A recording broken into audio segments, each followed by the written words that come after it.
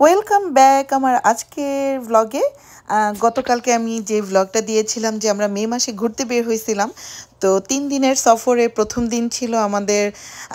মানে একদম প্রথম দিন 2-3টা জায়গায় ঘুরতে নিয়ে গেছে এবং তার প্রথম হচ্ছে গিয়ে এই থাউজেন্ড আইল্যান্ড। তো আমরা যারা অন্টারিওতে থাকি বা কানাডাতে থাকি বা যেখানেই থাকি না কেন, থাউজেন্ড আইল্যান্ড একটা খুবই জনপ্রিয় এবং খুবই ফেমাস একটা জায়গা এখানে। মানে যারা অন্টারিওতে থাকেন বা টরন্টো থাকেন, আশেপাশে যেখানেই থাকুক না কেন, এই জায়গাটা ঘুরতে আসতেই হবে এবং সবাই মনে হয় জীবনে একবার বা দুইবার করে এই জায়গাটাতে ঘুরতে আসছে এরকম। তো আমার নিজেরও সেকেন্ড টাইম এখানে যাওয়া, যেহেতু আমাদের প্যাকেজের মধ্যেই ছিল এই জায়গাটাতে আমাদেরকে নিয়ে যাবে ঘুরতে যাওয়ার জন্য। তো আমার হচ্ছে গিয়ে সেকেন্ডবার এটার বাড়তি পাওনা। তো এটার যেই পোর্টটা, মানে আমরা রক পোর্ট থেকে উঠছি এই থাউজেন্ড আইল্যান্ডের যেই শিপগুলো থাকে সেই শিপগুলোতে। আচ্ছা, থাউজেন্ড আইল্যান্ডটা কি সেটা আগে বলি। এটা হচ্ছে একটা জায়গা যেখানে লেকের ভিতরে ছোট ছোট করে অনেকগুলো আইল্যান্ড নিয়ে এই জায়গাটা মানে হইছে। তো এই এই জায়গাটা দেখার জন্য মানে এটার আসল যেই সৌন্দর্য সেটাই হচ্ছে কি এই ছোট ছোটগুলো যে আইল্যান্ডগুলো আছে সেই আইল্যান্ডগুলো, এবং সেটা দেখতে হবে হচ্ছে এরকম ছোট্ট একটা শিপের মধ্যে উঠে। আপনি এটাতে মানে ঘন্টাখানেক আপনাকে ওরা পুরো জায়গাটাতে ঘোরাবে, মানে লাইক পুরো পানির উপরেই আপনাকে লেকের উপরে ঘোরাবে এবং পুরাটা সময় হচ্ছে কি আপনাকে লেকের উপরেই থাকতে হবে এরকম। তো আমার যেহেতু সেকেন্ড টাইম দেখা, এটা ফার্স্ট টাইম যখন দেখছিলাম তখন খুব সুন্দর ওয়েদার ছিল, লাইক সূর্য ছিল, আলো ছিল, রোদ ছিল। আর আমরা যেদিন এখানে ফার্স্ট গেলাম আমাদের যাত্রাপথে তো অনেক বৃষ্টি ছিল। তো এর ভিতরে এখানে যখন গেলাম ঠান্ডা, এবং হচ্ছে কি যে দেখেন আকাশের অবস্থা দেখাই যাচ্ছে খুবই মেঘলা। এখানকার পানিগুলো এত সুন্দর, মানে আমি কি বলবো, দাঁড়া দাঁড়ায় পানিই দেখা যাবে। সূর্যের আলোটা থাকলে পানির কালারটা আরও সুন্দর বোঝা যাইতো, একদম অনেক স্বচ্ছ, একদম নিচ পর্যন্ত দেখা যায়। আর আমার সাথে ঘুরতে ঘুরতে এখন আপনারা যেরকম ছোট ছোট জায়গাগুলো দেখবেন, এগুলো সবগুলোই হচ্ছে কি আইল্যান্ডের অন্তর্ভুক্ত। আই মিন থাউজেন্ড আইল্যান্ড নাম হয়েছি, এখানে প্রায় 1000টা দ্বীপের আছে। তো ছোট্ট একটুখানি জায়গা উঠলেও ওইটাকে দ্বীপ হিসাবে কাউন্ট করা হয়েছে, এবং এটার দেখার সৌন্দর্যটাই হচ্ছে কি এটা। যেমন ধরেন এই যে ছোট্ট একটা জায়গা, একটা বাড়ি আছে, আবার ওই যে এটার পাশে যে আরেকটা ছোট্ট মানে টিলার মতো উঠছে, এটাকেও থাউজেন্ড মানে আইল্যান্ডের অন্তর্ভুক্ত করা হয়েছে। এবং এই আইল্যান্ড এই ইটা থেকে আরেকটাতে যাওয়ার জন্য আবার একটা ছোট্ট ব্রিজও বানায় দিছে এরকম। তো আমার সাথে ঘুরতে ঘুরতে মানে দেখতে পারবেন যে প্রকৃতির সৌন্দর্য, এবং এটার সৌন্দর্য একটু অন্যরকমই বলবো যে পুরাটা লেকের ভিতরে এত সুন্দর ছোট ছোট করে আইল্যান্ডগুলো উঠছে। আমি আমাদের ইয়াটা একটু দেখাচ্ছিলাম, আমাদের শিপটা।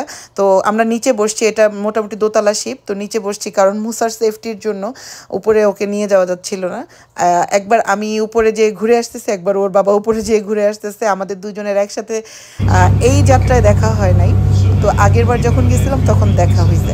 তো এই যে এখানে যে বাড়িগুলো দেখতেছেন, মনে হচ্ছে যে এখানে থাকা যাবে বা এখানে মানুষজন থাকে, এরকম টাইপের মানুষজন থাকে এখানে।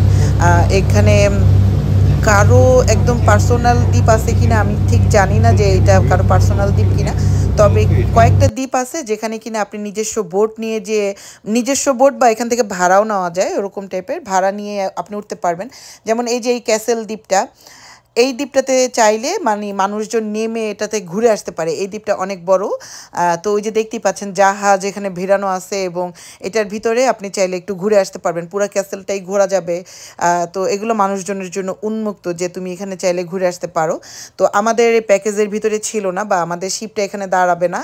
তো আমরা হচ্ছে গিয়ে জাস্ট চলতি পথে যতটুকু দেখা যায়।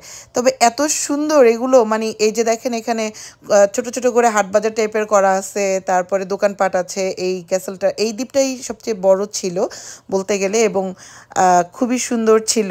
এই যে আরেকটা দ্বীপ, এটা হচ্ছে কি একটা চার্চের মতন একদম দেখতে, দূর থেকে মনে হচ্ছিল যে অনেক দিন আগে এখানে মানে যারা অনেক ওই যে শিপ দিয়ে সওদা করতো, বা মানে জিনিসপত্র নেওয়া আনা নেওয়া করতো, তো ওরকম ওদের ছিল, এখনও আছে, এখনও টুকটাক আছে। একটা বিশাল বড় শিপ পাইছি যেটা কিনা একেবারে অনেক বড়, এই মাথা থেকে ওই মাথা, এটা হচ্ছে গিয়ে পণ্যবাহী একটা শিপ ছিল।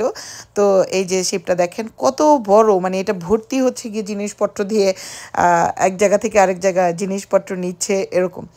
তো এই জায়গাটা মানে এর জন্যই বিখ্যাত যে সবাই এই জায়গাটার যে ছোট ছোট দ্বীপগুলো আছে নেমে অ্যাকচুয়ালি কোনো একটা দ্বীপে নেমে আপনি যদি এক্সপ্লোর করতে পারতেন তাহলে আরও অনেক মজা লাগতো বা আরও অনেক ভালো লাগতো। তো আমাদের আর ওইটা হয় নাই, এর জন্য মানে দূর থেকে দেখেই যতটুকুই করা যায় মেঘলা আকাশে যতটুকু ভিডিওটা সুন্দর করা যায় আমি দেখানোর চেষ্টা করতেছি। এক একটা অনেকগুলো এরকম ক্যাসেল টাইপের দ্বীপ আছে, দেখতে ভালো লাগে, খুবই ভালো লাগে।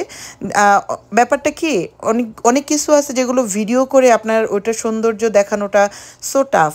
তো মানে চোখের সামনে এটার ভিডিও এটা দেখতে পারলে অনেক ভালো লাগে। এই দেখেন ছোট্ট একটা টিলার মধ্যেও একটা ঘরবাড়ি বানায় রাখছে। এগুলো অ্যাকচুয়ালি এগুলো দ্বীপের অন্তর্ভুক্ত।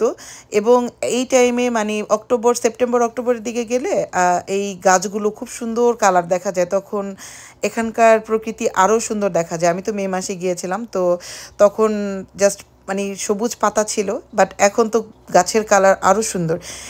এই ভিউটা এত সুন্দর ছিল বলে বোঝানো যাবে না, মনে হচ্ছিল যে কোনো একটা স্বর্গের ভিতরে ছোট্ট একটা দ্বীপ, মানে স্বর্গ টাইপের জায়গা।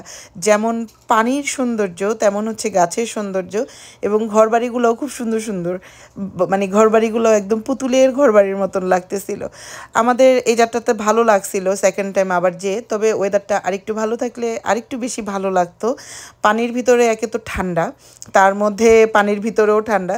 দূর থেকে আরেকটা জাহাজ যখন আমাদের পাস করতেছিল সবাই ওই জাহাজের ওরাও আমাদেরকে বাই দিচ্ছিল, আমরাও এই জাহাজ থেকে সবাই বাই বাই দিতেছিলাম।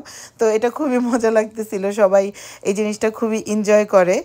আর পানির সৌন্দর্য এনজয় করতে করতে আমরা আমাদের মানে গন্তব্যে আবার ব্যাক করতেছিলাম। আমাদেরকে টোটাল এখানে মানে ৪৫ মিনিটের মতো ঘুরাইছে না ১ ঘন্টার মতো ঘুরাইছে, ঠিক টাইমটা আমার খেয়াল নাই, বাট ১ ঘন্টার উপরে ঘুরাবে না, কারণ ঘন্টাখানিকের ভিতরেই এটা পুরাটা কভার করা যায় চাইলে। আর যদি আপনাদের মানে এখানে অনেক শিপ আছে যেগুলো আর কি নিজেরা চাইলে ভাড়া নিয়ে আর কি ঘোরা যায়।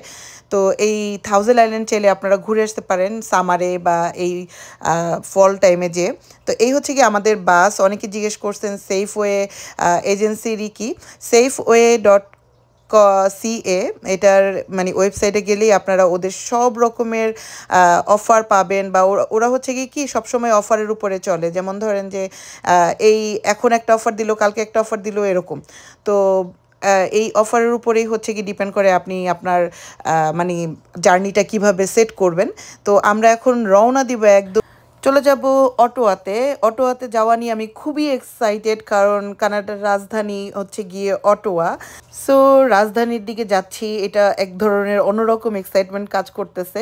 আর আমারও ফার্স্ট টাইম যাওয়া হচ্ছে এই আমার ১১ বছরের কানাডার জীবনে প্রথম রাজধানীতে যাওয়া হচ্ছে, এটা নিয়ে আসলেই আমি একটু বেশি এক্সাইটেড ছিলাম। তো রাজধানীতে আবার দেখা হবে নেক্সট ভ্লগে। ভালো থাকবেন।